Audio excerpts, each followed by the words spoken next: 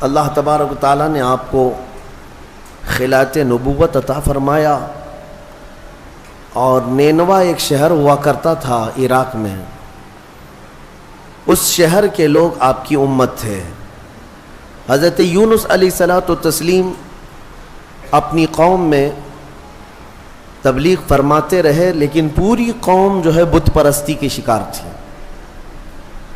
اور آپ کی تبلیغ سے کوئی ایک بھی مسلمان ہونے کو تیار نہیں۔ یونس علیہ السلام مسلسل انہیں سمجھاتے رہے، اللہ تعالیٰ کی طرف بلاتے رہے۔ پھر ایک وقت ایسا آیا کہ حضرت یونس علیہ السلام نے اللہ رب العزت کی بارگاہ میں عرض کیا کہ مولا، یہ میری قوم سنتی نہیں ہے، یہ راہ ہدایت پر آنا ہی نہیں چاہتی، میں انہیں کتنے دنوں سے تبلیغ کر رہا ہوں اور تیرے راہ کی طرف بلاتا ہوں، مگر ان میں سے کوئی نہیں آتا۔ اللہ عز و جل نے فرمایا، یونس بس ٹھیک ہے، اپنی قوم کو بشارت سنا دو عذاب کی، کہ بس 3 دن کے بعد خوفناک عذاب آئے گا اور اس میں وہ سب ہلاک و برباد ہو جائیں گے۔ حضرت یونس علیہ السلام اپنی قوم میں آئے اور اپنی قوم سے آخری مرتبہ کہا کہ دیکھو، اللہ عز و جل کی طرف سے مجھے یہ وحی آئی کہ اب اللہ تعالیٰ اس بستی پر عذاب نازل فرمائے گا، اور ایسا عذاب کہ تمہارے ساری نشانیاں ختم ہو جائیں گی۔ تو قوم میں بہت سارے لوگوں نے مذاق اڑایا کہ یہ ایسے ہی ڈرا رہے ہیں، بات کچھ ہے نہیں۔ لیکن ان میں سے جو عقل والے لوگ تھے، بوڑھے لوگ تھے، انہوں نے کہا، ہم نے آج تک یونس کو کبھی جھوٹ کہتے ہوئے نہیں سنا علیہ الصلاۃ والتسلیم۔ حضرت یونس علیہ السلام یا کوئی بھی نبی ہوں، اعلان نبوت سے پہلے یا بعد میں کبھی انبیاء سے کوئی گناہ سرزد نہیں ہوتا۔ تو سارے لوگوں نے کہا، ہم نے آج تک انہیں کبھی جھوٹ بولتے ہوئے نہیں سنا یا مذاق کرتے ہوئے بھی نہیں دیکھا، تو بھلا کیوں ہمارے ساتھ ایسی بات کہیں گے؟ سوچو بچار میں تھے۔ پھر فیصلہ یہ کیا قوم نے کہ دیکھتے ہیں، 3 دن کا انہوں نے ٹائم دیا، اگر وہ 3 دن تک ہماری بستی میں ہی رہتے ہیں تو اس کا مطلب ہے یہ انہوں نے ایسی ڈرانے کے لیے کہا، اور اگر وہ نہیں رہتے ہیں بستی میں تو اس کا مطلب ہے کہ عذاب آئے گا۔ اور ہوا ایسی ہی۔ حضرت یونس علیہ السلام نے اپنی قوم کو ڈیٹ بتا دی، دن بتا دیا کہ اس دن تک عذاب آئے گا۔ اس سے پہلے حضرت یونس علیہ السلام بستی چھوڑ کر چلے گئے۔ اس بستی میں آپ نے قیام نہیں فرمایا۔ جس بستی میں عذاب آنے والا ہو، اللہ کے نبی نہیں رہتے۔ ہاں، جن بستیوں میں عذاب آیا ہے وہ نبیوں کے جانے کے بعد آیا ہے، نبی کے ہوتے ہوئے کسی قوم پر عذاب کبھی نہیں ہے۔ ہاں، کہ نبیوں کو بھی اس عذاب میں آنا ہوا ہو، نہیں، ایسا نہیں ہے۔ حضرت یونس علیہ السلام پہاڑیوں میں چلے گئے۔ اب بستی کے لوگوں نے دیکھا 1 دن باقی تھا جو میعاد کا تھا، جو بتایا ہوا تھا۔ تو لوگوں نے صبح اٹھ کر کے دیکھا تو آسمان پر گھنے بادل چھائے ہوئے ہیں، ڈر کا ماحول ہے، اور پوری بستی میں ایک عجیب سی کیفیت طاری ہے، یعنی سناٹا طاری ہے اور ہو کا عالم ہے۔ آسمان پر گھنگور گھٹائیں چھائی ہیں اور ڈراؤنی شکل کی بدلیاں۔ تو لوگ ڈر گئے اور کہا، یونس علیہ السلام سچ کہتے تھے، اللہ کا عذاب آنے والا ہے، ہم جس بت پرستی میں تھے اس سے ہمیں توبہ کرنا ہوگا۔ تو سارے کے سارے لوگ اپنے اپنے گھروں سے نکل آئے، بچے، بوڑھے، جوان، مرد، عورتیں، سارے کے سارے میدان میں جمع ہوئے اور رونے لگے، گڑ گڑانے لگے، توبہ کرنے لگے اللہ کی بارگاہ میں۔ اور پھر سبوں نے مل کر کے کہا، اے رب ذوالجلال، ہم اپنے پرانے تمام بتوں کو ختم کرتے ہیں، تو ہی ہمارا خالق ہے، تو ہی ہمارا رب ہے، ایک تیری وحدانیت پر ہم یقین کرتے ہیں۔ اور اللہ رب العزت کی وحدانیت کے وہ قائل ہوئے، ایمان لائے۔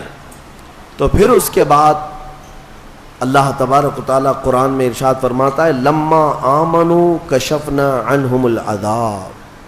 جب وہ لوگ ایمان لے آئے تو اللہ تعالیٰ نے اپنا عذاب ان سے ہٹا لیا، جو عذاب آ چکا تھا وہ ٹل گیا۔ بہت کم ایسا تاریخ میں ملا ہے کہ عذاب آیا ہو اور ہونے سے پہلے پھر چلا گیا ہو، لیکن جب بھی عذاب ٹلا ہے تو وہ توبہ کی برکت سے ٹلا ہے۔ جب قوم توبہ کرتی ہے اللہ عذاب اٹھا لیتا ہے، عذاب کو دور کیا۔ آج ہم نے تلاوت کیا اس میں پارے میں، اب وہ بستی والے سارے کے سارے مومن ہو گئے، ایمان لائے، اور اس کے بعد یونس علیہ السلام تو تھے ہی نہیں بستی میں۔ انہوں نے دیکھا، رات کو وہ محسوس کر رہے تھے کہ عذاب آنے والا ہے، آنے والا ہے، دور بیٹھ کر کے آپ دیکھ رہے تھے، لیکن پھر دن گزرتے ہی عذاب ٹل گیا، آسمان صاف ہو گیا، تو حضرت یونس علیہ السلام کے دل میں یہ خیال گزرا کہ اب واپس اگر میں بستی میں جاؤں تو کہیں لوگ مجھے جھوٹا نہ کہیں۔ میں نے اللہ کے عذاب سے انہیں ڈرایا تھا اور دن بھی بتایا تھا، عذاب نہیں آیا تو کہیں لوگ مجھے جھوٹا نہ کہیں۔ اس لیے یونس علیہ السلام اپنی بستی میں جانے کی بجائے ایک لمبے سفر پر چل پڑے، اپنی قوم کی طرف نہیں آئے۔ انہوں نے کشتی میں سواری کی اور نکل پڑے، ان کا ارادہ تھا بہت دور دراز علاقے میں چلا جاؤں گا۔ اب یہاں پر میں آپ سے بتانا چاہتا ہوں، یونس علیہ السلام نے انتظار نہیں کیا اللہ رب العزت کی وحی کا کہ اللہ کا حکم کیا آتا ہے، اس سے پہلے ہی حضرت یونس علیہ السلام چل پڑے اور کشتی میں بیٹھے۔ کشتی جب بیچ میں دریا میں پہنچی تو رک گئی، چلتی نہیں تھی، یا تو ہچکولے کھاتی یا تو ڈوبنے کے آثار نظر آتے ہیں۔ اور اس زمانے میں یہ مشہور تھا کہ اگر کسی کا بھاگا ہوا غلام کشتی میں سوار ہے تو کشتی آگے نہیں بڑھتی ہے، بیچ دریا میں پہنچ کر کے کشتی رک جایا کرتی، اس زمانے میں یہ مشہور تھا۔ تو جب کشتی بیچ دریا میں رکی تو لوگوں نے جو سوار تھے کہنا شروع کیا کہ لگتا ہے اس کشتی میں کوئی بھاگا ہوا غلام ہے، جس کی وجہ سے کشتی نہ آگے بڑھتی ہے اور بلکہ ڈوبنے جیسے آثار نظر آتے ہیں۔ حضرت یونس علیہ السلام نے ان سب کے سامنے کہا، ہاں میں وہ غلام ہوں جو اپنے رب سے بھاگ کر آیا، میں ہی ہوں، انتظار کیے بغیر آ گیا ہوں، لیکن آپ کی شرافت دیکھ کر کے لوگوں نے آپ کے ساتھ اچھا معاملہ کیا، لیکن ہوتا یہ تھا کہ جو بھاگا ہوا غلام ہے اسے اٹھا کر کشتی سے سمندر میں پھینکا جاتا تھا، تب کشتی آگے بڑھتی تھی۔ اب بیچ دریا میں ہے، لوگوں نے یہ کہا کہ نہیں، یونس علیہ السلام چہرے سے اتنے شریف ہیں، اخلاق کے اتنے اعلیٰ ہیں، یہ ایسا نہیں کر سکتے، لہٰذا کشتی میں بیٹھے ہوئے سارے لوگوں نے قرآن اندازی کی کہ جس کا نام نکلے گا اس کو سمندر میں ڈالا جائے گا، اس کو دریا میں ڈال دیا جائے گا۔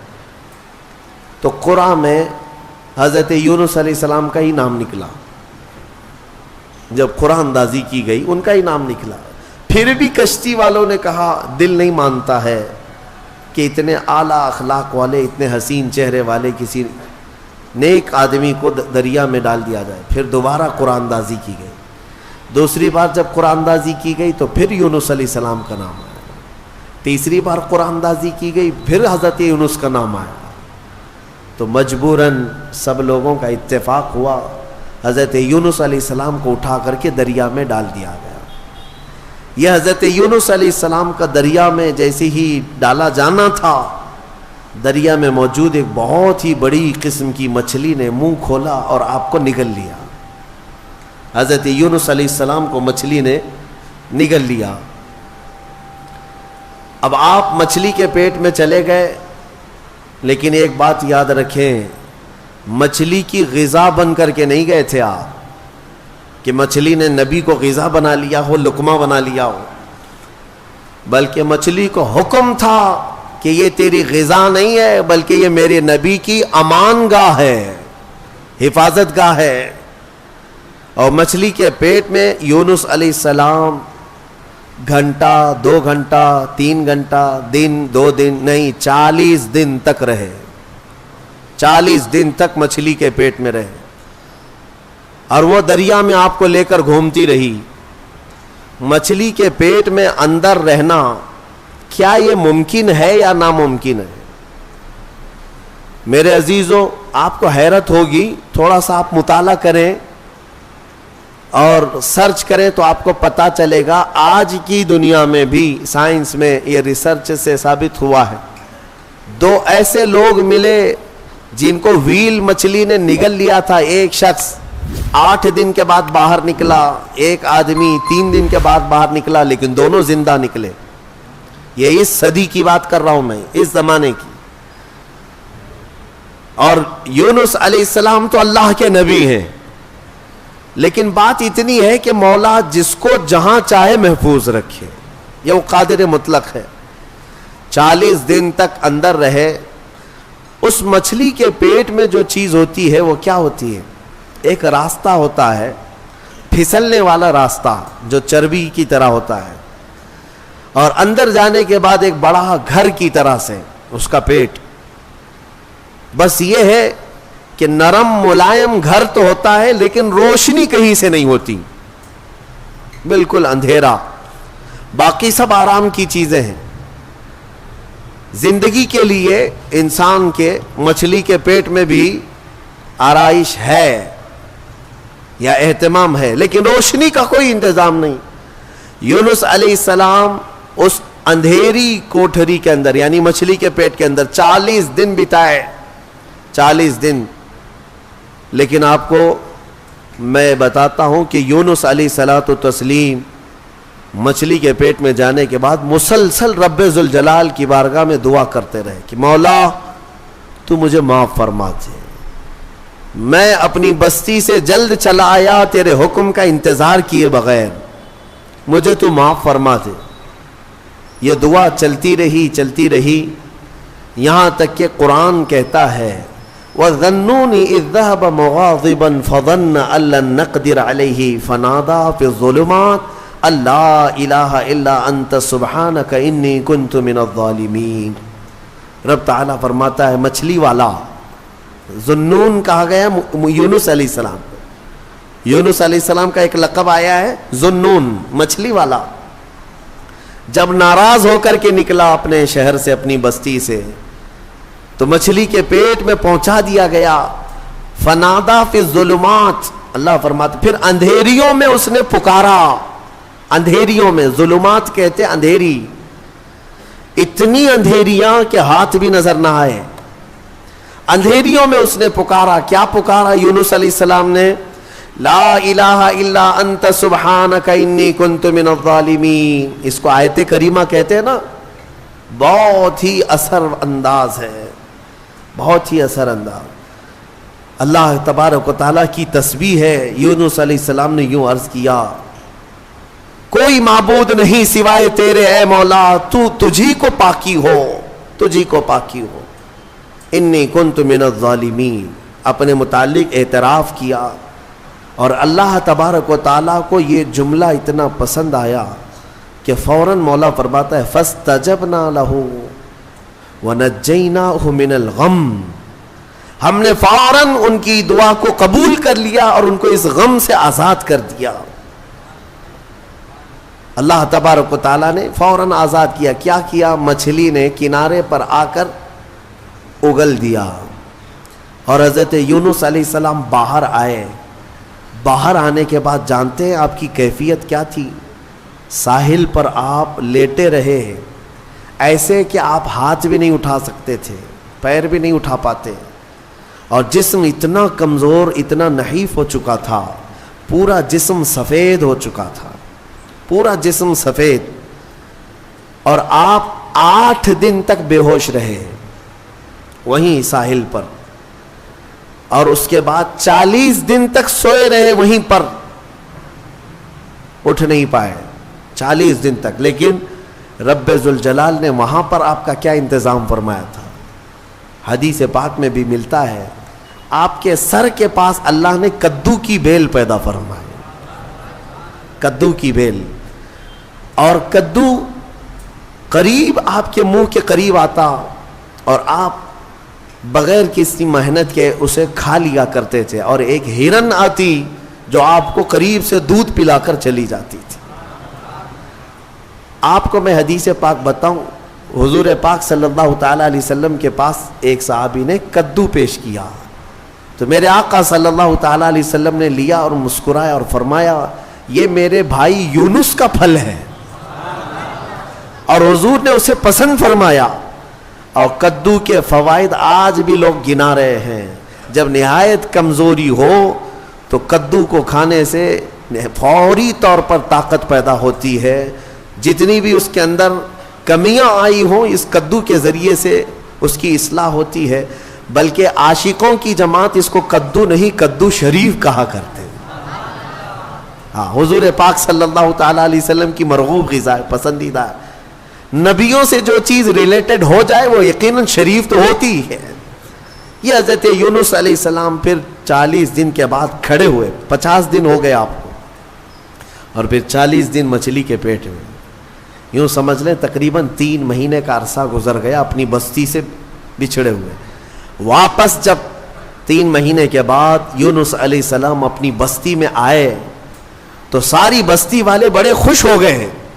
سب دوڑے دوڑے آئے، آپ کے ہاتھوں پر سارے لوگوں نے بیعت کیا، اور اللہ کے نبی کی جیسی پیروی کرنی تھی پوری بستی والوں نے پیروی کیا. اللہ تبارک و تعالیٰ نے اس قوم کو معاف فرمایا. میں نے پڑھا جتنے نبیوں کی امتیوں کے بارے میں، صرف یونس علیہ السلام کی قوم ایک ایسی ہے جو گناہ کے بعد یا شرک اور بت پرستی کے بعد واپس پلٹ آئی تو اللہ نے ان کو اپنے محبوب جماعت میں شامل فرمایا. اتنا ہی نہیں، کچھ تفسیروں میں یہ بھی ہے کہ یونس علیہ السلام کی امت کو اللہ تعالیٰ نے آج تک زندہ رکھا ہے. جیسے اصحاب کہف ہیں، یونس علیہ السلام کی امت کے لوگ وہ پہاڑیوں میں، جزائر میں کہیں پر ہیں. بعض مفسرین وَمَتَّعْنَاهُمْ کی تفسیر کرتے ہوئے فرماتے ہیں کہ وہ آج بھی زندہ ہے، اور جب امام مہدی آئیں گے تو امام مہدی کی فوج میں وہ یونس علیہ السلام کی امت بھی شامل ہوگی. بعض تفاسیر میں یہ موجود ہے. تو یعنی میرے عزیزوں اس میں کئی چیزیں موجود ہیں. پہلی بات تو یہ ہے، میں آج ہی کہہ رہا تھا کبھی کبھار ہمیں یہ احساس ہوتا ہے حالات دیکھنے کے بعد کہ قوم کو ہم بھی صبح شام بیدار کرنے کی کوشش کرتے رہتے ہیں. کچھ ہمارے خلاف بولتے ہیں، یا کچھ ہمیں طعن و تشنیع کرتے ہیں، یا کچھ ہمیں گالیاں دیتے ہیں. ٹھیک ہے، سب کا اپنا اپنا حصہ ہے. لیکن انسانی فطرت ہوتی ہے، کبھی انسان اوب جاتا ہے. کیا ان کے پیچھے سر کھپائیں، چھوڑو جانے دو. قوم اپنے اپنے راہ دیکھے گی، میں اپنی اصلاح کر لوں، آخرت میں مجھے جواب دینا ہے. سچ بتاؤں، آج ہی میں کہہ بھی رہا تھا اس بات کو کہ کبھی دل کرتا ہے کہ یہ حالات جو آج ظالم بنا رہے ہیں، ایک بات دیکھ رہے ظلم کی ایسی نئی صورتیں یہ لا رہے ہیں کہ انہیں ہر چیز سے اب تکلیف ہونے لگ گئی. اذان سے، نماز سے، ٹوپی سے، داڑھی سے، برقعے سے، قرآن سے، اسلام سے، میرے نبی کے نام سے. کیا چیز بچایا گیا؟ ساری چیزیں دھیرے دھیرے. بلکہ آپ یہ بھی کام شروع کر دیا گیا کہ ادھر اذان ہو رہی ہو اور ادھر سامنے مسجد کے باہر کچھ شرپسند ناچ گانے کر رہے ہوں، وہ اپنی آوازیں بلند کر رہے ہوں. یہ شیطانی شرارتیں عروج پر آ رہی ہیں، تیز ہوتی جا رہی ہیں. ان حالات میں ہماری قوم کی ذمہ داریاں کیا تھیں؟ کیا یہ آپس میں گتھم گتھا رہے، علماء کی ٹانگ پکڑ کر کے کھینچے، ایک دوسرے کو قتل کرنے کے منصوبے بنائے؟ اسی لیے کسی نے کہا تھا کہ نشیمن سے دھواں اٹھتا ہے اور تم کہتے ہو ساون ہے. گھر کو آگ لگی ہوئی ہے، گھر جل رہا ہے، اور تم کہہ رہے ہو کہ ساون کا مہینہ چل رہا ہے. میرے عزیزوں، ان چیزوں سے اوپ کر کے کبھی ہم اگر یہ سوچتے ہیں کہ چھوڑو جانے تو ہم جنگل کی طرف چلتے ہیں 2 بکریاں لے کر کے. میرے آقا صلی اللہ علیہ وسلم کی حدیث بھی ہے، وہ شخص اخیر زمانے میں اپنا ایمان بچا لے جائے گا جو چند بکریاں لے کر کے جنگلوں کی طرف چلا جائے گا. کبھی ہم یہ سوچتے ہیں، لیکن پھر سورہ یونس پڑھنے کے بعد یہ پتا چلتا ہے نہیں، اللہ کا حکم ہے کہ پھر قوم کو کس کے حوالے چھوڑ آئے تھے. اگر اس بات پر پکڑ ہو گئی، وہ اللہ کے نبی یونس علیہ السلام کو اللہ تبارک و تعالیٰ نے 40 دن مچھلی کے پیٹ میں اندھیریوں میں گزروایا، صرف اس لیے کہ وہ قوم کو چھوڑ کر کے آئے تھے. ہاں، علماء کو قوم کو چھوڑ کر جانے کی اجازت بھی نہیں ہے.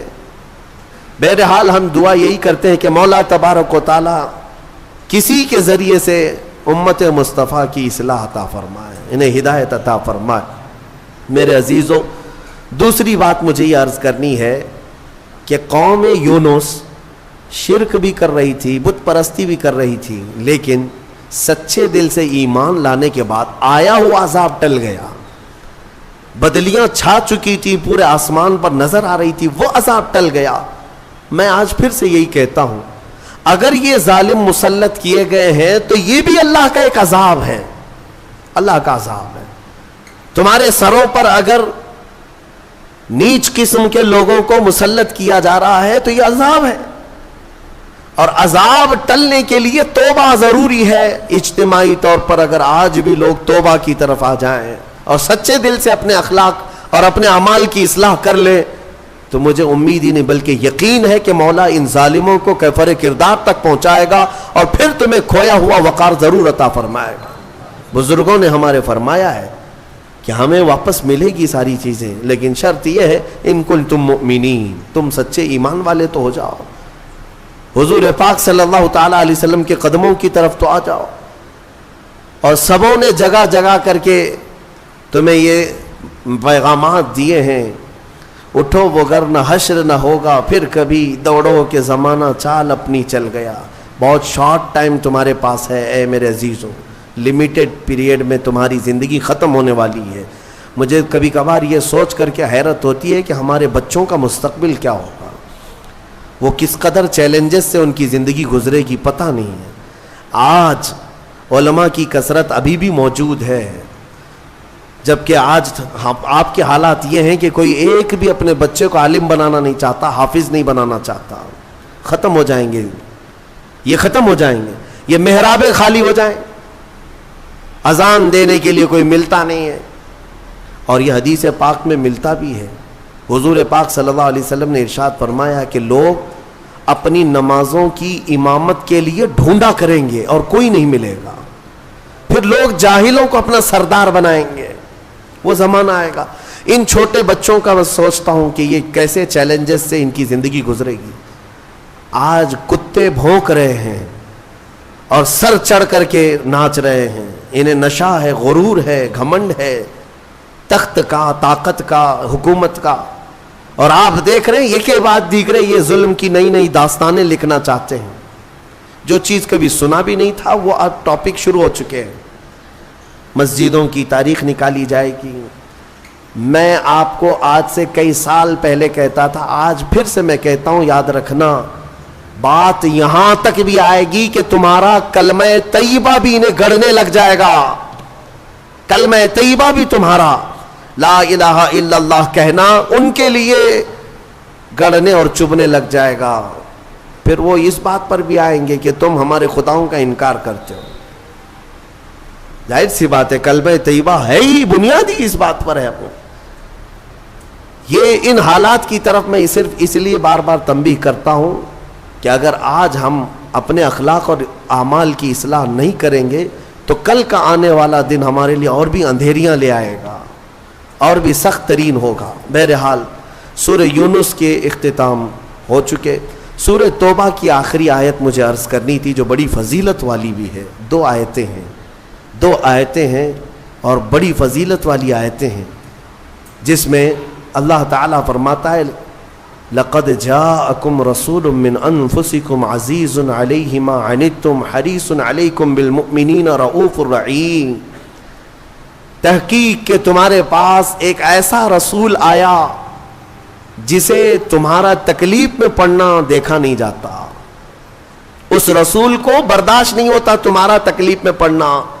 ایک صفت میرے رسول کی یہ بتائی، عزیز علیہ ما عنتم، رسول کو یہ گوارا ہی نہیں ہوتا کہ امت تکلیف میں ہو۔ حریص علیکم بالمؤمنین، اور اس رسول کی دوسری عادت یہ ہے کہ اگر سب سے زیادہ کسی بات کی وہ رسول طلب رکھتا ہے تو صرف تمہارے ایمان کی، کہ تم ایمان والے ہو جاؤ۔ اور پھر تیسری چیز رب تعالیٰ فرماتا ہے رؤوف الرحیم، نہایت ہی نرم دل اور رحم کرنے والا شفیق رسول تمہارے پاس آیا۔ یہ تین صفات لے کر کے میرے مصطفیٰ تشریف لائے۔ میرے عزیزوں، آج پھر سے میں نوجوانوں کو بیدار کرتا ہوں. تمہیں پتہ ہے کہ تمہارے درد پر ہاتھ رکھنے والا کون ہے؟ آج تمہارا حقیقی مسیحا کون ہے؟ کون ہے جو تمہارے کرب کو، تمہارے غم کو سمجھ سکتا ہے؟ آج دنیا میں کوئی نہیں ہے. جس کے سامنے جا کر ذکر کرو گے وہ مذاق اڑائے گا. تم اپنے غم کی داستان کسی کو سناؤ گے تو کل وہ 4 لوگوں میں کہے گا دیکھا فلاں کیسی بلا میں مبتلا ہے. لیکن ایک ذات محمد الرسول اللہ کی ہے، میرے آقا صلی اللہ تعالی علیہ وسلم، جن کی صفت ہی قرآن یہ کہتا ہے کہ تمہارا تکلیف میں پڑنا رسول کو دیکھا نہیں جاتا. ایک حدیث کا مفہوم میں بتا رہا ہوں. ایک حدیث کا مفہوم فرماتے ہیں میرے آقا صلی اللہ تعالی علیہ وسلم کہ اگر کسی امتی کے تلوے میں کانٹا بھی چبھ جائے تو اس کے درد کا احساس حضور کو ہوتا ہے. حضور اس کا احساس کرتے ہیں. لیکن یہ امت کا کیا؟ کبھی رسول پاک صلی اللہ علیہ وسلم کی عزت کا بھی احساس نہیں رکھتی، ان کے ناموس کا، ان کی محبت کا خیال نہیں رکھتی. سب کو اپنی اپنی من مانی کرنی ہے، اپنی طبیعت کی سننی ہے، مجھے اپنی خواہشات پہ جینا ہے. حضور کیا چاہتے ہیں وہ کسی کو نہیں چاہیے آج. لیکن اس رسول کریم صلی اللہ تعالی علیہ وسلم نے اپنی پوری زندگی امتی امتی کہا یا نہیں کہا؟ ہر گھڑی امتی امتی کہا.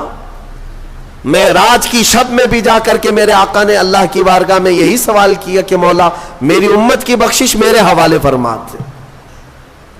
معراج کی شب میں قبر کی گود میں بی بی آمنہ کے ہاں دودھ پینے کے ایام میں، اور پھر مدینہ طیبہ کے احوال میں رسول کریم صلی اللہ تعالی علیہ وسلم نے سب سے زیادہ یاد کیا ہم جیسے نکموں کو یاد کیا، ہم جیسے گنہگاروں کو یاد کیا، بلکہ رویا بھی کرتے تھے اپنی امت کی یاد میں.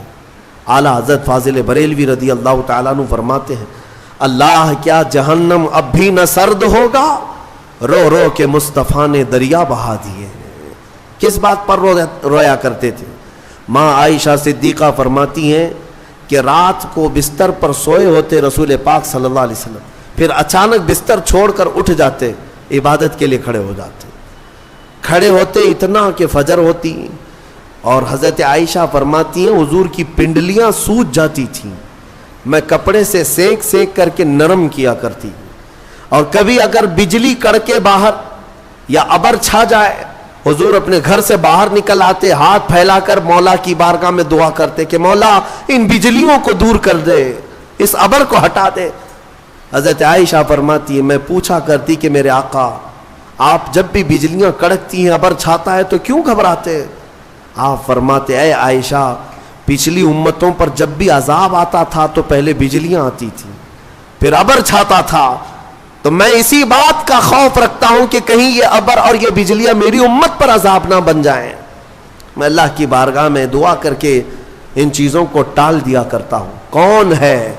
اسی لیے اعلیٰ حضرت نے فرمایا تھا جو نہ بھولا ہم غریبوں کو رضا، یاد اس کی اپنی عادت کیجیے. اے سنی مسلمانوں، اگر حضور کو یاد نہ کرو گے تو پھر کس کو یاد کرو گے؟ نبی پاک صلی اللہ تعالی علیہ وسلم کے متعلق ایک بات میں صرف اتنی کہہ دوں، رونگٹے کھڑے ہو جاتے ہیں، جسم میں کپ کپی طاری ہو جاتی ہے. وہ وقت جب آپ کا آخری تھا، ظاہری دنیا سے رخصتی کا وقت ہے، حجرہ عائشہ میں میرے آقا آرام کر رہے ہیں، بخار کی شدت ہے، ملک الموت اندر داخل ہوئے، حضور کی اجازت سے روح قبض کرنے آئے تھے. یہ سکرات کا جو وقت ہوتا ہے نا، نزع کا وقت بہت شدید ہوتا ہے. آپ ایکسپلین میں نہیں کر سکتا کہ وہ وقت کیسا ہوتا ہے، کیونکہ جو جھیلا ہے وہ پھر واپس آیا نہیں بتانے کے لیے. نزع کا وقت، اس میں انسان اپنے ماں باپ کو بھول جاتا ہے، پہچان نہیں پاتا اپنے بیٹوں کو بیٹیوں کو، حتیٰ کہ بعض نزع کی کیفیت اتنی سخت ہوتی ہے کہ اپنا نام بھول جاتا ہے، نہیں یاد رہتا، اپنے آپ کو بھول جاتا ہے نزع کے وقت. لیکن میرے مصطفیٰ کریم صلی اللہ تعالی علیہ وسلم اس کیفیت میں جب نزع کا وقت تھا، ملک الموت قریب آئے تو کیا پوچھا جانتے ہیں؟ پوچھتے ہیں اے اسرائیل یہ نزع کا وقت بڑا سخت ہوتا ہے، بہت درد والا ہوتا ہے. بتا تو ذرا کیا میری امت کو بھی اس حالت سے گزارا جائے گا؟ جو نہ بھولا ہم غریبوں کو رضا. اس کیفیت میں ہر کوئی اپنے آپ میں رہتا ہے. اگر وہ رسول نزا کے وقت بھی اگر اپنی امت کو یاد کرتے ہوں تو کیا امت پر اتنا بھی حق نہیں ہے کہ آج اپنے حبیب پاک کی عزت کے لیے اور حضور پاک صلی اللہ تعالی علیہ وسلم کی ناموس کے لیے جو بہانے بازیاں کی جا رہی؟ میرے عزیزوں، بہرحال کہنے کو بہت ساری چیزیں ہیں. بعض کو ایسا لگتا ہوگا کہ ہم کوئی فیلڈ بنا رہے ہیں، ہمارا اب بچا کیا ہے. میں جس طرح آپ کے درمیان بیانات کر رہا ہوں سب کو پتا ہے، بہت سارے لوگ ڈرتے بھی ہیں، بہت سارے لوگوں کو پتا ہے کہ کیا ہونا ہے، ان کے ساتھ کیا کیا جائے گا. لیکن میں صرف یہی چیز محسوس کرتا ہوں، جب تک اللہ نے آواز دی ہے یا جب تک اللہ نے طاقت دی ہے یہ امانت منتقل کر دی جائے، ورنہ قبر میں جا کر میرے مصطفیٰ کریم صلی اللہ علیہ وسلم کی بارگاہ میں شرمندہ نہ ہونا پڑے، ذلیل و رسوا ہونا نہ پڑے. کیونکہ سامنا تو اس رسول کا کرنا ہی ہے، قبر میں ہو یا حشر میں ہو. اگر رسول کریم صلی اللہ تعالی علیہ وسلم نے پکڑ کر پوچھ لیا کیا تو اسی جگہ سے آیا ہے جہاں سے مجھے گندی گالیاں دی جاتی تھیں اور تو سن کر کے خاموش رہا کرتا تھا، ہمارے پاس جواب کیا رہ جائے گا؟ اے میرے عزیزوں، بات میں صرف اتنی عرض کرنا چاہتا ہوں کہ قرآن اس رسول کے بارے میں کہتا ہے عزیز علیہ ما عنتم. اس رسول کو تمہارا تکلیف میں پڑنا برداشت نہیں. تمہارا تو تمہارا، وہ ایک لکڑی کے رونے کو بھی برداشت نہیں کرتے، وہ ایک ہرن کے رونے کو برداشت نہیں کرتے. امتی تو بہت الگ بات ہے. حدیث میں ملتا ہے جس لکڑی کو پکڑ کر میرے آقا خطبہ دیتے تھے جمعہ کو، ایک بار حضور نے چھوڑ دیا اس کو، وہ لکڑی رونے لگی اور اس کی آواز پوری مسجد میں آ رہی تھی. حضور بیچ خطبے سے اتر آئے اور جا کر کے اس لکڑی کو اٹھایا، سینے سے لگایا. صحابہ نے پوچھا حضور یہ کیا بات ہے؟ کہا جو تم آواز سن رہے تھے یہ لکڑی کے رونے کی آواز ہے. کیوں رو رہی تھی؟ اس لیے کہ مجھ سے جدا ہونے کے غم میں رو رہی تھی. میں اس کو اپنے ہاتھ میں رکھا کرتا تھا اور چھوڑ دیا تو میرے غم میں رو رہی تھی، لیکن اس کا رونا مجھ کو دیکھا نہ گیا، میں خطبے سے اتر آیا. وہ رسول ہے. اگر ایک لکڑی جدائی کے غم میں روئے تو میرے آقا ممبر سے نیچے آ جائیں. امتی روئے تو کیا وہ رسول ہمارے خوابوں میں نہیں تشریف لائیں گے؟ اسی لیے علامہ عبد الرحمن جامی نے رو رو کر کے یہ لکھا تھا، تنم فرسودہ جاں پاراز ہجراں یا رسول اللہ، دلم پشمردہ آواراز عصیاں یا رسول اللہ. وہ ملا عبد الرحمن جامی ایک عاشق رسول تھا، ایک فنا فی الرسول. یہ نعت فارسی کی ہے، کبھی ہو سکے تو ترجمہ پیش کروں گا، جس کے ایک ایک لفظ میں مٹھاس ہے، ایک ایک لفظ میں درد ہے. حج پہ جا کر کے علامہ عبد الرحمن جامی نے نعت لکھا اور کہا کسی کو نہیں سناؤں گا، سب سے پہلے جا کر میرے مصطفیٰ کے روضے پر سناؤں گا، حضور کے روضے پر کھڑا ہو کر کے سناؤں گا. اس میں کہا کیا گیا ہے؟ تنم فرسودہ جاں پاراز ہجراں یا رسول اللہ. اے اللہ کے رسول، میرا جسم ٹکڑے ٹکڑے ہو رہا ہے اور میری جان پھٹ چکی ہے. کس بنیاد پر؟ آپ سے دوری اور آپ کی جدائی میں، آپ سے دوری اور آپ کی جدائی میں گناہوں کی وجہ سے میرا دل مرجھا رہا ہے. اے اللہ کے رسول کرم فرما دیں. اور پھر کہتے ہیں علامہ عبد الرحمن جامی، چسوئے من گزر آری من مسکین ناداری، فدائے نقش نالینت کنن جاں یا رسول اللہ. اے اللہ کے نبی، کبھی مجھ جیسے مسکین اور غریب آدمی کے گھر کی طرف آپ کا گزر ہو جائے. میرے پاس کچھ ہے نہیں، کوئی دولت رکھتا نہیں، اگر ایک بار مجھ مسکین کے گھر کی طرف سے آپ کا گزر بھی ہو جائے یا رسول اللہ، یہ عبد الرحمن جامی جہاں آپ کے قدم پڑیں گے اس قدم کے نقشے پر اپنی گردن قربان کرے گا. فدائے نقش نالینت کنن جاں یا رسول اللہ، میں اپنی جان وہاں پر پیش کر دوں گا جہاں جہاں آپ کے نالے پاک کا نقش پڑے گا. تو یہ نعت لکھ کر کے وہ پہنچے تھے. لیکن جانتے ہیں روایات یہ بتاتی ہیں کہ مکہ سے مدینہ جب جانے کا ان کا وقت ہوا عبد الرحمن جامی کا، میرے آقا صلی اللہ علیہ وسلم مکہ کے ایک گورنر کے خواب میں آئے، اس وقت جو شریف مکہ تھے، اور جامی کا حلیہ بتا کر کے کہا اس کو مدینے آنے مت دینا۔ دوسرے دن گورنر آئے، مدینے جانے والوں کو دیکھا تو عبد الرحمن جامی بھی جا رہے تھے، پکڑا، کہا آپ نہیں جا سکتے، سارا قافلہ چلا گیا۔ کیا گناہ ہے پتہ نہیں، اس گورنر کو بھی نہیں معلوم، لیکن روک دیا گیا۔ عبد الرحمن جامی روتے رہے۔ دوسرے دن انہوں نے سوچا یہ تو شاہی حکم ہے، درباری حکم ہے، مین راستے سے اب جانے نہیں دیا جائے گا۔ انہوں نے بہانے سے ایک اونٹ والے کو پیسے دے کر کہا تیرے اونٹ کے اوپر جو سامان لدتا ہے اس کی ایک گونی میں ایک تھیلے کے اندر مجھے سل دے اندر اور مدینے لے چل۔ مان لیا اس نے، تھیلے کے اندر اپنے آپ کو ڈال لیا، اونٹ کے سامان میں چھپ گئے، مدینے کے راستے پر نکل رہے تھے۔ مصطفیٰ کریم صلی اللہ علیہ وسلم سے کون سی چیز چھپی ہے؟ اس گورنر کے خواب میں میرے آقا تشریف لائے دوسرے دن اور کہا عبد الرحمن جامی فلاں اونٹ پر فلاں سامان میں چھپ کر مدینے آ رہا ہے، اسے روک دو۔ دوسرے دن گورنر گیا اور اسی اونٹ کی تلاشی لی، سامان میں وہ نکل آئے۔ کہا کہ میں نے کل آپ کو روکا تھا، آج پھر جا رہے ہو۔ آپ نے حکم عدولی کی، اس بنیاد پر آپ کو جیل میں ڈال دیا جائے گا۔ جیل میں ڈال دیا۔ گورنر کو یہ نہیں معلوم تھا کہ کس وجہ سے روکا جا رہا ہے۔ عبد الرحمن جامی جب جیل میں اندر تھے تو پھوٹ کر کے رونے لگے۔ ایک عاشق کے لیے سب سے بڑی گھڑی یہی ہے کہ اسے مدینے سے جدا کر دیا جائے، اس کی جان نکل جائے گی۔ یاد وطن ستم کیا دشت حرم سے لائی کیوں، اعلیٰ حضرت نے بھی یہی فرمایا ہے، پھر کے گلی گلی تباہ ٹھوکریں سب کی کھائی کیوں، دل کو جو عقل دے خدا تیری گلی سے جائے کیوں۔ مدینے میں اپنے گھر کی یاد آ جانا بھی اعلیٰ حضرت کہتے ہیں یہ ظلم ہے۔ مدینے میں اگر اپنا گھر یاد آ گیا یہ ظلم ہے۔ مدینے میں رہ کر کے اگر کسی کو اپنا وطن یاد آ رہا ہے تو عبد الرحمن جامی کو جیل میں رکھا گیا تو رونے لگ گئے، بے قرار ہو گئے اور پکارنے لگے میرے آقا کو، یا رسول اللہ رحم فرمائیں، کیا قصور ہے میرا۔ شریف مکہ گورنر مکہ کو حضور اکرم صلی اللہ علیہ وسلم نے خواب میں پوچھا تیسرے دن کیا کیا تو نے عبد الرحمن جامی کے ساتھ؟ کہا اس کو جیل میں بند کر دیا۔ کہا کیوں؟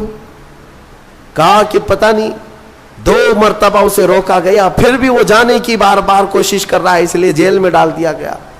پتہ نہیں کون سی غلطیاں ہیں اس کی، کون سی خطائیں، میرے آقا آپ کے مدینے میں وہ نہیں آ سکتا۔ اللہ کے حبیب صلی اللہ علیہ وسلم نے جو فرمایا وہی بات مجھے عرض کرنی ہے۔ کہا کہ عبد الرحمن جامی کو اس لیے نہیں روکا گیا کہ وہ خطا کار ہے، اس لیے میں روک رہا ہوں کہ وہ آ کر میری قبر کے پاس ایک نعت سنانے والا ہے، اگر وہ سنایا تو مجھے اپنی قبر سے باہر آنا ہوگا۔ اللہ اکبر۔ یعنی میرے مصطفیٰ کریم صلی اللہ علیہ وسلم آج بھی غلاموں کی دستگیری فرماتے ہیں، آج بھی درد کا احساس میرے آقا رکھتے ہیں۔ امام بوصیری کے ساتھ کیا ہوا؟ فالج کے موقع پر جب آپ کو لقوہ مار گیا تب آپ نے قصیدہ بردہ لکھا تھا، مولا یا صلی وسلم دائما ابدا، 170 اشعار لکھے تھے۔ فالج ہوا تھا لقوہ، اور اس وقت بھی میرے آقا خواب میں تشریف لائے اور صرف ہاتھ ان کے جسم پر پھیر کر دعا کیا کہ اللہ تجھے شفا دے دے، اور جو تو نے میری تعریف میں قصیدہ لکھا لے میں اپنی چادر تجھے تحفے میں دیتا ہوں۔ چادر بھی عطا کی ہے، اتنا دیا سرکار نے مجھ کو جتنی میری اوقات نہیں، یہ تو ان کا کرم ہے ورنہ مجھ میں تو ایسی بات نہیں۔ میرے کریم سے اگر قطرہ کسی نے مانگا دریا بہا دیے ہیں، دربے بہا دیے ہیں، اور اسی لیے میرے امام اعلیٰ حضرت نے سچ کہا ہے، کون دیتا ہے دینے کو منہ چاہیے، اور دینے والا ہے سچا۔ میرے آقا صلی اللہ علیہ وسلم کو اگر تم نہیں محسوس کر پائے تو آج آ جاؤ، اس آیت کو پڑھو۔ حضرت ابو بکر شبلی رحمۃ اللہ علیہ، اس بات پر میں سمیٹتا ہوں گفتگو کو، حضرت ابو بکر شبلی یہ سلسلہ قادریہ کے بڑے بزرگ ہیں، غوث پاک کے دادا مرشد ہوتے ہیں۔ حضرت ابو بکر شبلی رحمۃ اللہ تعالی علیہ، آپ نے خواب میں ایک عالم دین کو دیکھا، نہیں ایک عالم دین نے خواب میں حضرت ابو بکر شبلی کو دیکھا کہ رسول کریم صلی اللہ تعالی علیہ وسلم کے بالکل بغل میں بیٹھے ہوئے، घुटने से घुटना लगा करके बैठे हुए हैं। तो वो सुबह उठ करके दौड़े दौड़े आए और हजरत शिबली के पास कहा कि मैंने इस हालत में आपको देखा ख्वाब में, रसूल करीम सल्लल्लाहु ताला अलैहि वसल्लम से इतने करीब आप बैठे हुए। वो रोने लगे, कहा कि तुमने जो देखा वो सही है। फिर पूछा आप क्या करते हैं, मुझे भी तो बताएं। हजरत शिबली ने ये फरमाया, मैं हर फर्ज नमाज के बाद ये पढ़ता हूँ, लक़द जाअकुम रसूलुम मिन अनफुसिकुम अज़ीज़ुन अलैहि मा अनित्तुम हरीसुन अलैकुम बिल मुमिनीना रऊफ़ुर रहीम। मेरा ये अमल है, बस इसी की पाबंदी की बुनियाद पर मेरे आका ने मुझे इतना करीब किया कि जब भी दीदार होता है हुजूर का तो मुझे बिल्कुल करीब बिठाया करते हैं। इस आयत करीमा को इसीलिए मैंने आपके सामने पढ़ा। अल्हम्दुलिल्लाह हमारा मामूल है बहुत सालों से, इसके तजुर्बात भी हमने देखे, इसलिए आप सब भी इसका विर्द रखें, हर नमाज के बाद इस आयत को ज़रूर पढ़ा करें। ये दो आयतें सूरह तौबा की आखिर की, इसमें मेरे आका सल्लल्लाहु ताला अलैहि वसल्लम की तारीफ में मौला ने फरमाया अज़ीज़ुन अलैहि मा अनित्तुम, एक कि उन्हें तुम्हारा तकलीफ में पढ़ना देखा नहीं जाता, दूसरे ये कि वो ईमान की तलब रखते हैं तुम्हारे, सिर्फ और सिर्फ तुम ईमान ले आओ। हुजूर की यही एक तलब है, यही ख्वाहिश। आपको पता है वो मक्का का वक्त एक मर्तबा ऐसा हुआ कि अबू जहल जालिम मरदूद लईन ने मेरे आका पर हाथ उठाए थे हरम पाक में, खाने काबा के अंदर। हुजूर अकरम सल्लल्लाहु ताला अलैहि वसल्लम पर हाथ उठाया और जख्मी किया। हुजूर अकरम सल्लल्लाहु ताला अलैहि वसल्लम को उसने जो ये गुस्ताखी की, लोग बैठकर तमाशा देखते रहे, कोई करीब नहीं आया। हुजूर वहां से फिर चल पड़े, अपने घर आए। उस वक्त हुजूर के चचा अमीर हमजा, वो पहलवान थे मक्का के, लेकिन ईमान वाले नहीं थे। उनको अपना दूसरा दीन जो मक्का वालों का था वो पसंद था, ईमान नहीं लाए थे। काफी लोग ला चुके थे लेकिन अमीर हमजा नहीं लाए। तो अमीर हमजा शिकार से वापस आ रहे थे, बीच रास्ते में किसी ने पकड़ करके उनसे कहा, हमजा आज तुम्हारे भतीजे मोहम्मद पर अबू जहल ने इतना हाथ उठाया, सबके सामने उसने मारा, किसी ने कुछ नहीं कहा।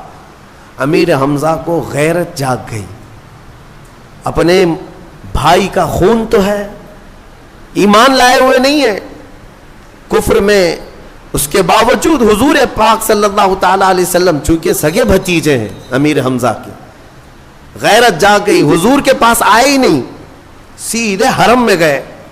अबू जहल मीटिंग में बैठा हुआ था लोगों के दरमियान, उसका जामा पकड़ा, कॉलर पकड़ा, खींचते हुए सहन में लाए और बीच सहन में लाकर उसको इतना लातों से घोंसों से मारा, खूब मारा।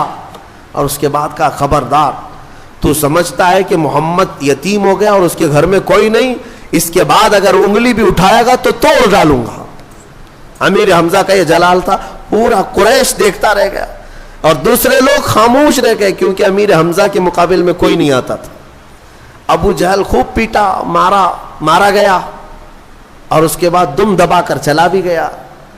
अमीर हमजा चूंकि बदला ले चुके थे और आवाज भी बुलंद हो गई लोगों के दरमियान कि हाँ, मोहम्मद को जितना सल्लल्लाहु अलैहि वसल्लम, इसने अबू जहल ने हाथ लगाया, उससे कई गुना ज्यादा तो अमीर हमजा ने पीट डाला उसको।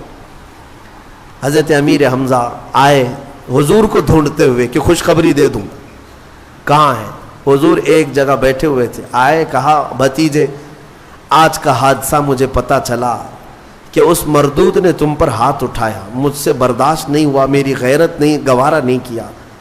मैं आता भी तुमसे मिलने तो कैसे आता, इसलिए सीधे मैं शिकार से हरम में गया और पहले उसको अच्छी तरह से पीटा हूं, लोगों से पूछो, खूब मारा हूं, और फिर तुम्हारे पास आया हूं, बदला ले चुका हूं।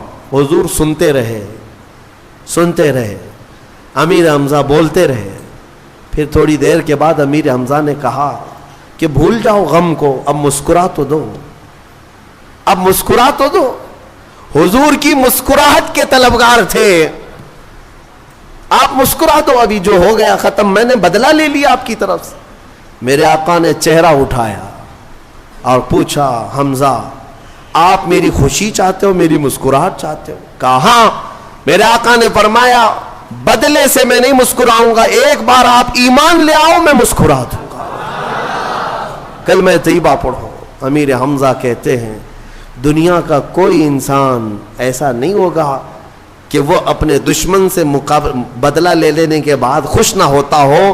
صرف میں نے محمد کو دیکھا وہ جیتے ہیں تو بدلہ لینے کے لیے نہیں بلکہ لوگوں کے ایمان کی طلب میں جیتے ہیں. وہی قرآن کہتا ہے حریص علیکم بالمؤمنین, وہ رسول تمہارے پاس آیا ہے جسے صرف تمہارے ایمان کی طلب ہے, تمہارے ایمان کی طلب. اور رؤوف الرحیم, نہایت ہی نرم اور نہایت ہی شفقت کرنے والا.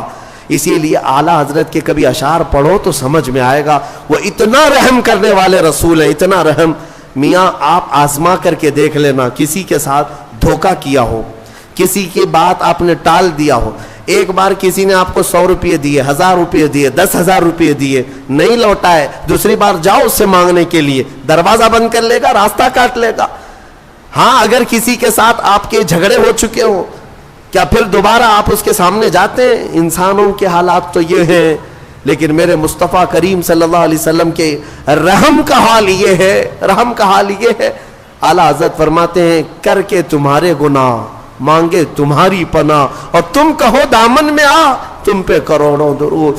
گندے نکمے کمی مہنگے ہیں کوڑی کے تین, کون ہمیں پالتا تم پہ کروڑوں درود. یا رسول اللہ بے ہنر و بے تمیز کس کو ہوئے ہیں عزیز, بے ہنر و بے تمیز کس کو ہوئے ہیں عزیز, ایک تمہارے سوا تم پہ کروڑوں درود. بخش دو جرم و خطا تم پہ کروڑوں درود. میرے آقا صلی اللہ تعالیٰ علیہ وسلم کا ہی یہ رحم کا معاملہ ہے. امت 1000 گناہ کرنے کے بعد بھی ایک بار دربار میں آتی ہے تو میرے آقا اسے بلا لیا کرتے ہیں. آتا ہے فقیروں پہ انہیں پیار کچھ ایسا, خود بھیک دے اور خود کہیں منگتے کا بھلا ہو. اور پھر قیامت کے دن بھی کچھ لوگوں کو فرشتے پکار رہے ہوں گے, فلاں بن فلاں کہاں ہے, میدان میں دکھ نہیں رہا ہے, پکڑ لاؤ, اس کا جرم ہے, فلاں مجرم ہے. جرم کی وجہ سے فرشتے ڈھونڈ رہے ہوں گے. فرشتوں کو ڈھونڈنے میں کوئی محنت لگنی ہے, وہ جہاں سے چاہیں گے اٹھا لیں گے. لیکن کچھ مجرموں کو میدان میں ڈھونڈا جا رہا ہوگا لیکن وہ مجرم مل نہیں رہے ہوں گے. تو پھر اسی کو امام زمن کہتے ہیں ڈھونڈا ہی کرے صدر قیامت کے سپاہی, وہ کس کو ملے جو تیرے دامن میں چھپا ہو. کچھ لوگوں کو میرے آقا اپنی چادر میں چھپائے ہوئے ہوں گے. یہ حدیث پاک میں موجود ہے, حدیث پاک میں.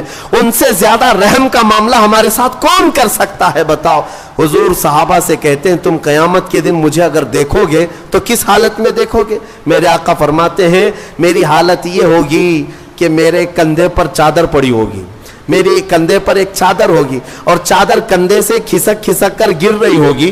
میں ایک ہاتھ سے اپنی چادر سنبھال رہا ہوں گا اور دوسرے ہاتھ سے اپنے امتیوں کو پکڑ رہا ہوں گا. عزیز بچے کو ماں جس طرح تلاش کرے, خدا گواہ ہے یہی حال آپ کا ہوگا. جیسے عزیز بچے کو ماں یہاں ڈھونڈتی ہے کہاں ہے میرا بچہ, حضور اکرم صلی اللہ علیہ وسلم قیامت کے دن اپنی امتیوں کو ڈھونڈ رہے ہوں گے.